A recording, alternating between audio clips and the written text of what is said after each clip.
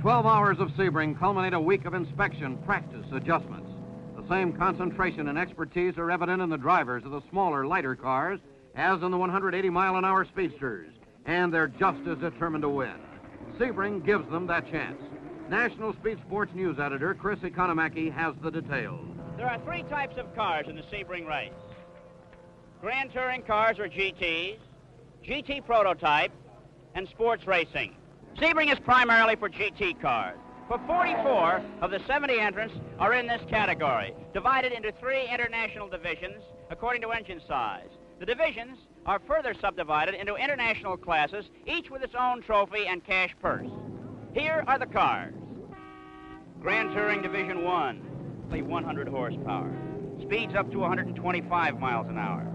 Cars such as the Triumph Spitfire, the redoubtable MG Midget. Grand Touring Division 2, up to 200 horsepower. Speeds of 145 miles an hour. The dependable Porsche 904, the spirited Alfa Romeo GTZ, and the stoic Volvo P1800. Grand Touring Division 3, the Big Iron, cars of unlimited horsepower. On the backstretch, 180 miles an hour. Aerodynamic Ford Cobras, husky Corvette Stingrays, and elegant Ferrari GTOs. These, then, are the machines of Sebring. Cars with a top speed of 100 to 180 miles an hour, costing as little as a $2,000 British import to the over $100,000 experimental factory prototypes. All here for one purpose, to win. To win means to drive farther in 12 hours than anyone else. The lightweight, high-powered sports racers and prototype speedsters are given the best chance for overall. And this year, American cars are prepared to challenge Ferrari's traditional dominance with the most formidable array of power and speed ever assembled. Ferrari's chief antagonist, Carroll Shelby, has a brace of the beautiful Ford GTs and a stable of his newly styled Ford Cobras. And international star Dan Gurney will be running under the Shelby banner in the sports racing category with his own design Lotus 19. We're going to be pushing it pretty hard, I think. In other words, we're not sure just how fast it will go. We are running a spare engine here. We don't have our best shot, and we're going to have to push it pretty hard to turn a respectable time. What other cars in the race are you primarily concerned with? Well, the Chaparrals, Jim Hall's cars. Far and away favorite, if they last, are the Jim Hall designed Chaparrals.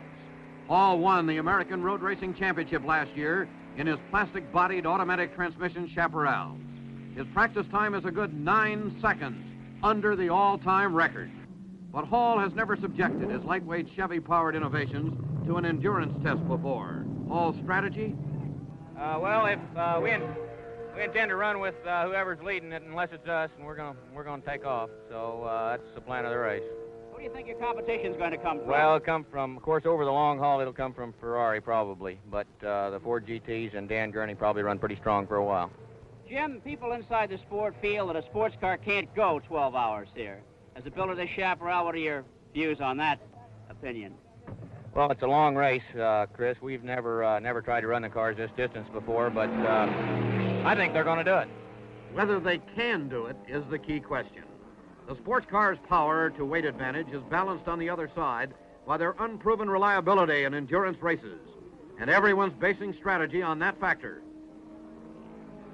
Ford GT and Cobra boss Carroll Shelby. We're going to keep the opposition humping, and we feel that by doing this that we have as good or better chance to finish than any of the other cars.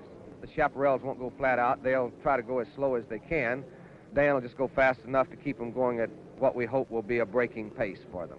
The Ford GTs will probably be running fairly closely behind them, and all we're doing with the Cobras is trying to stay ahead of the other GT cars so that we get the World's Championship points. The factory Ferrari team has boycotted the race. Enzo Ferrari, whose cars have dominated the International Road Racing Championships and won here the last 4 years, officially withdrew when the very fast sports cars were admitted. Nevertheless, there are 8 prototype Ferraris and 1 GT entered by private owners and a full contingent of factory mechanics to care for them. International stars Pedro Rodriguez and Graham Hill are driving a 4-liter prototype, one of the most promising. But Hill, too, is aware of the sports car issue. We're not competitive with them. I think the only chance we have is, of course, to try and last out. It might be possible that we will last the race and they might be a little more fragile than us, being somewhat lighter, and with any luck, they might all break down. While the big iron pilots speculate on strategy to whip the Chaparrals, lesser-powered GT drivers are concerned about their competition and prospects for victory. Joe Buzetta, Porsche 904, Class 10. We want to finish and try to keep the revs down as low as possible. As far as the other competition in the race is concerned, of course, we're always worried about the other Porsches. However, the Fiat A-Boss, particularly the 2-liter, have proven very fast so far, and we're a little concerned about them. And, of course, the Alphas are always a threat because they usually seem to be in there finishing. The 4-car Alfa Romeo team is headed by Italian champ Roberto Buzzanello. What is his plan in the race? Cosa intende fare durante le corse? Durante questa corsa in particolare di condurre la macchina alla fine.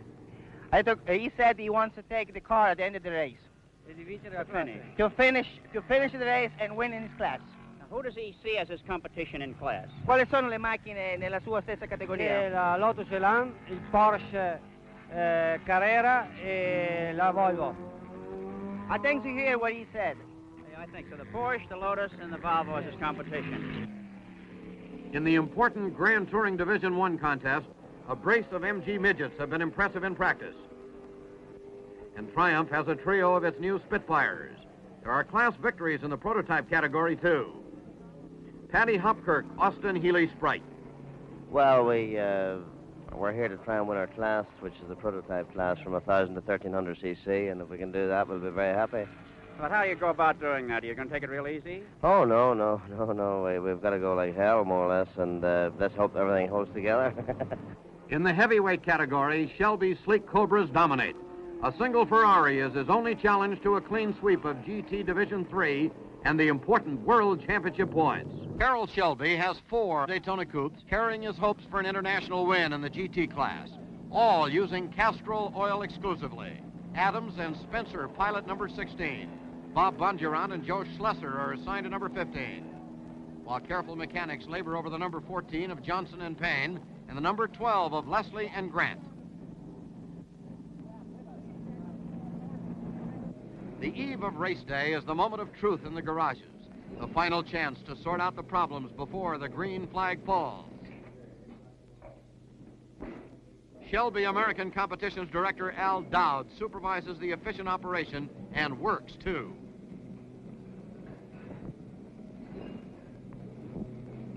The paraphernalia of winning is everywhere.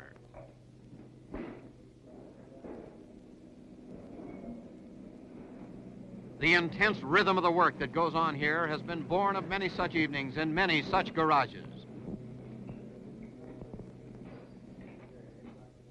Champion driver Bob Johnson put something of himself in the preparation of his car.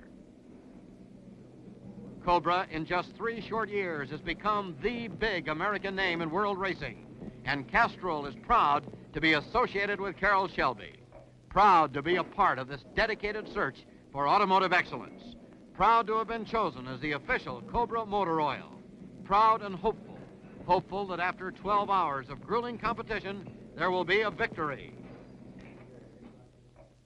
Record crowd converges. The anticipated American challenge to Ferrari, the exciting intra-class struggles, the sheer excitement of Sebring has drawn more than 60,000 fans under sunny skies. The pressure builds.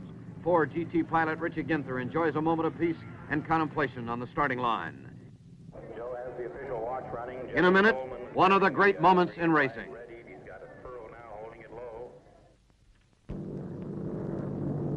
Sebring, Florida. Minutes before 10 on a hot March morning. 67 cars, 67 drivers, 60,000 spectators all waiting for Jesse Coleman's flag. Jim Hall and Ronnie Hissam leap into the Chaparral. Delmo Johnson's lightweight Corvette is first away and streaks past the slower starters.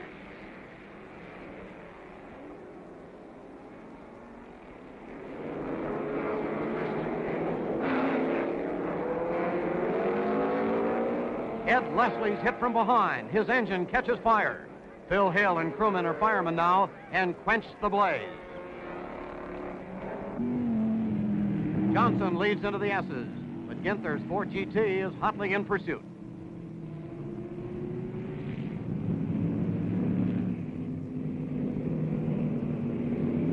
From the Goodyear blimp at the hairpin turn, Ginther takes advantage of the long warehouse straight to pass Johnson and take the lead.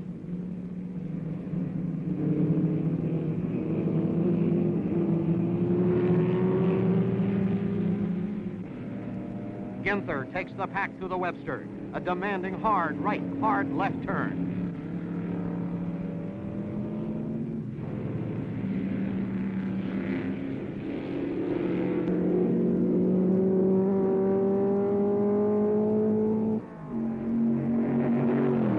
Californian Richie Ginther locks onto first with a fleet Ford GT and heads for the last leg to give him first lap honors. But he's got trouble. Cannon in the Lola, followed by the Chaparrals, takes over. A disgusted Ginther observes from the pit wall as mechanics check his complaint of braking problems. It's finally diagnosed as a stone jammed in a brake caliper. But Carroll Shelby's as impatient as Ginther and says so before the first lap leader can finally get back into action.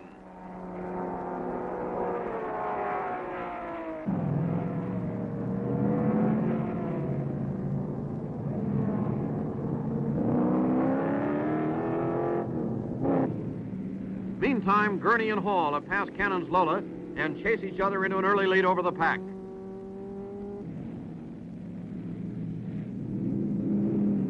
The number 30 4-liter Ferrari, Rodriguez at the wheel, is third as they settle down in the early laps. Hall got past Gurney briefly in the back, only to be passed by Gurney's Ford Lotus on the long straight. And from the Goodyear blimp, we see the two of them take the timer stand turn and onto the pit straight amongst the tail enders.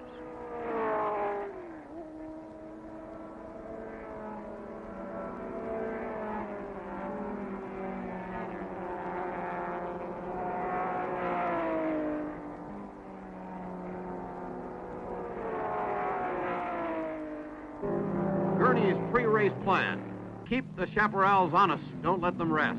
Hall's plan: see what Gurney's up to, don't let him hold us back. And so the Roadrunner chases the Rabbit in a high-speed duel of wits.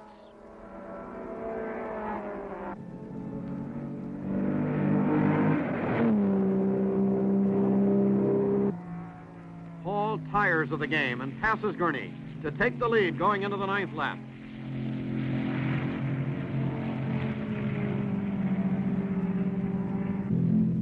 Into the 2nd hour, and Gurney stays in the same lap with Hall, keeping him in sight. Their pace is blistering, and they quickly outdistance all pursuers. Only 6 cars on the same lap with them now.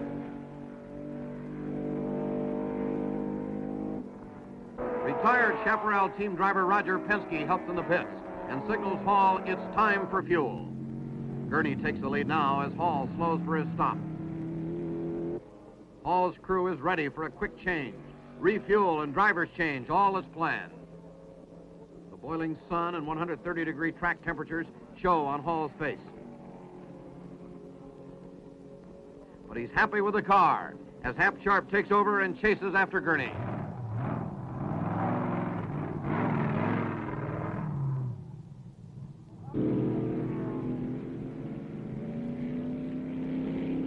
Gurney's first now.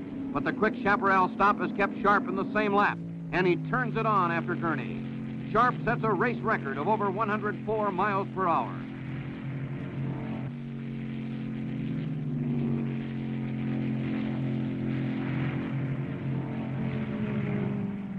A half hour later, and Gurney pits, but it's permanent, a broken fuel pump drive. Reporter Economaki asked how the car performed to this point. Just beautiful. Crying out loud, we're getting wonderful mileage. All the temperatures are under control. The brakes are working great. It's just running great. Dan, it's early in the day. Will you move over to another car? Nope. No, I'm just going to watch. Going home. While the Big Iron is settling the lead, the steady excitement in the lesser-powered Grand Touring category builds. The Pon Buzetta Porsche 904, followed closely by the Underwood Class Porsche, are first and second in GT Class 10, 7 laps behind the leaders. Roberto Busanello and Andre Diamidich lead Class 9 in their Alpha GTZ. And the sleek Hedges Mack MG Midget leads the Triumph Spitfires in Classes 7 and 8. Hopkirk's prototype Austin Healey and the Le Mans Healey prototype are midway in the pack, showing surprising speed. Up front, meantime, Hall and Sharp are setting a blistering pace. Lap averages over 100 miles an hour. They're 3 laps, 15 miles ahead of the second-place Rodriguez Hill Ferrari prototype. The Miles McLaren 4 GT, running third overall, second prototype in the same lap with number 30. First overall GT is the number 15, Bondurant Schlesser Cobra 3 laps behind. Piper and Mags, meantime, in a fantastic run, have moved from 54th at the start to 8th overall, 4 hours into the race. And Walt Hanskin in the 275 LM rear-engine Ferrari prototype is 11th overall with co-driver Mark Donahue. Hall and Sharp, fearful of the predicted afternoon showers, are starting to turn it on. They've increased their lead to 5 laps now.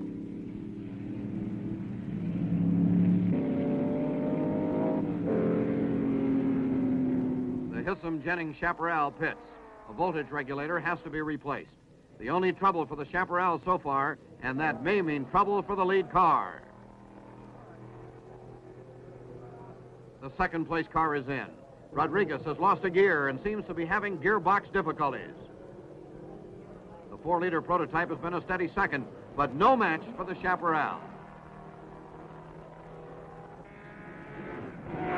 We're approaching the halfway point, and the weather becomes more threatening. Hall and Sharp decide on more insurance and lengthen their lead. Reporter Economaki has the halfway statistics. The race is half over. 6 hours have come and gone. And the intense sun that prevailed early today has been replaced by ominous rain clouds. At the halfway mark, Jim Hall and his powerful Chaparral leading with co-driver Hap Sharp 26 miles ahead of the opposition. The second-place Ferrari driven by Pedro Rodriguez and Graham Hill of England. In third place, the Ford GT, handled by Ken Miles and Bruce McLaren. In the little cars, the production GTs that so many people are interested in Class 7 and 8, the MG Midget, with Hedges and Mack doing the driving, is the leader. In Class 9, it's the Alpha TZ leading a triumvirate of these little Italian cars, with Francis Constant and Roland doing the driving. In Class 10, dependable, streamlined Porsche, a 904 with Pon of Holland and Buzetta of the United States at the wheel. It looks like the Chaparral strategy may have been warranted. Rain is definitely a threat. And there it is. The first overall GT Cobra of Schlesser and Bondurant sloshes through the 6-inch deep river along the pit straight.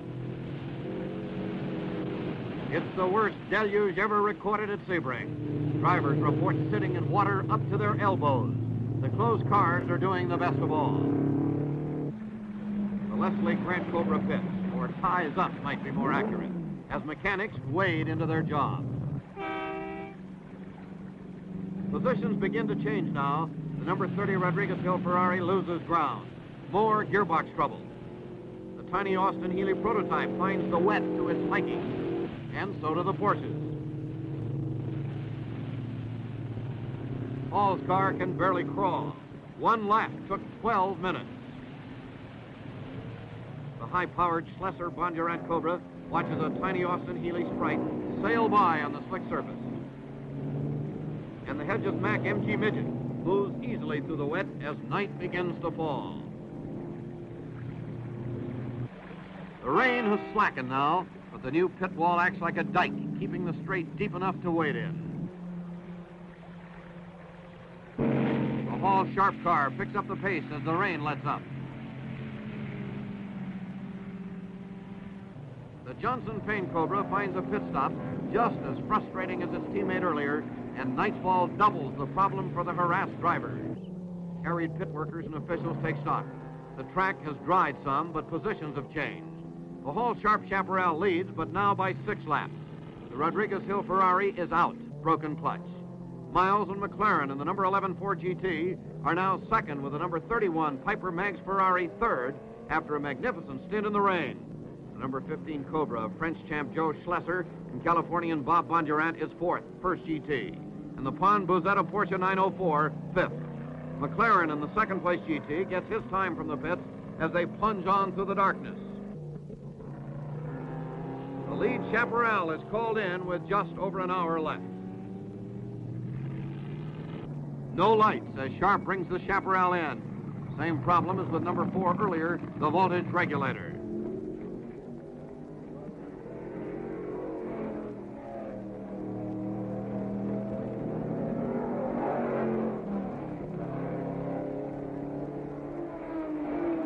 But Hall's crew is prepared, and Jim takes the car out for the final hour, comfortably in first place.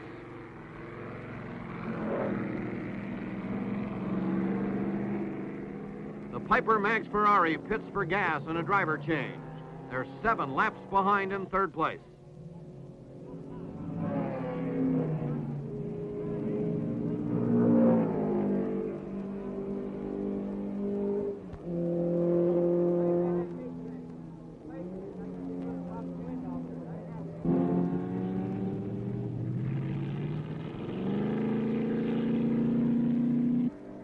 Hall's only threat now, the still wet track and the possibility of an accident. His crew shows place 1 on his last pit signal of the race. And Jim Hall takes the checker from Jesse Coleman, bringing pandemonium and well-earned happiness to the Chaparral pit. In a moment, the winners. Blake Underwood and Gunter Kloss passed their sister Pon Buzetta Porsche 904 to take first class 10, 5th overall. In class 7 and 8, Andy Hedges and Roger Mack drove beautifully to finish 5 laps ahead of their competition. French stars Jean Roland and Bernard Costin brought the number 58 Alpha home first in class 9. And in victory lane, everyone's plaudits for the Texas geniuses Hall and Sharp. The rain made any overall records impossible. But the revolutionary Chaparral set lap records with ease, finally to better than 104 miles per hour. Economaki talks with Hall. Jim, congratulations to you. It was a big day. How long has it been since an All-American car won a major international Grand Prix? I don't know, Chris. I don't know. Well, how about the automobile? Ready to run another one. Second overall, first prototype. The very quick Ford GT of Miles and McLaren. And rounding out the American triumph with the first GT, Shelby's Bondurant Schlesser piloted number 15 Cobra. A stunning All-American victory in a record-shattering 15th annual Sebring Grand Prix. Shelby wins important points to add to his championship advantage over Ferrari. The Chaparral rewrites the history books, and a damp but enthusiastic crowd of 60,000 takes away memories of an unforgettable Sebring 1965.